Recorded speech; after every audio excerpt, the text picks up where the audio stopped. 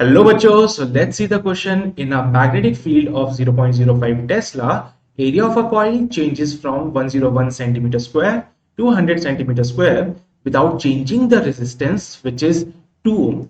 The amount of charge that flows during this period is, your first option is 2.5 into 10 to the power minus 6 coulomb, second option is 2 microcoulomb, third option is 10 to the power minus 6 coulomb, and the fourth option is 8 microcoulomb.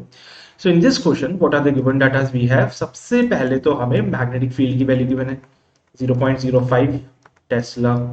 Coil का area change हो रहा है, so delta A comes out be how much 100 final area minus initial area. Okay, so this comes out be -1 centimetre square. अच्छा, इसको हम metre square में convert कर लेते हैं. This comes out be -10⁻⁻⁴ metre square. Resistance भी हमें पता है कितना है 2 ओम, और मुझे बताना है अमाउंट ऑफ द चार्ज जो कि फ्लो कर रहा है. So again we know that the charge जो फ्लो होता है वो होता है minus of delta phi by R. अब ये माइनस का साइन क्यों आ रहा है? So we are using the Lenz law actually.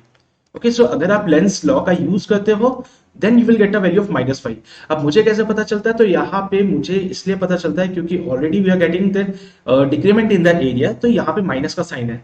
तो अगर मैं यहाँ लेंस लॉ यूज करता हूँ तो माइनस से माइनस कैंसिल आउट होके we got the positive value. Okay, so minus of यहाँ पे b कॉमन ले लेते हैं and delta a okay upon r. This can be written as, क्योंकि फाई की वैल्यू जो होती है वो b इंटू a होती है. Got it? Now phi is equal to b into a है, तो ये बन गया माइनस का b इंटू डेल्टा a. अब माइनस ऑफ b का वैल्यू 0.05, डेल्टा a कितना है -10⁻⁴ अपॉन रेजिस्टेंस ऑफ 2 ओम. इसको सिंप्लीफाई कर लेते हैं. सो माइनस से तो माइनस कैंसिल आउट हो जाएगा. We got a value of 2.5 into 10⁻⁶ coulomb, जो कि आपको मिलता है ए ऑप्शन में. So your A option is absolutely correct and I hope you got the concept of this question. All the very best.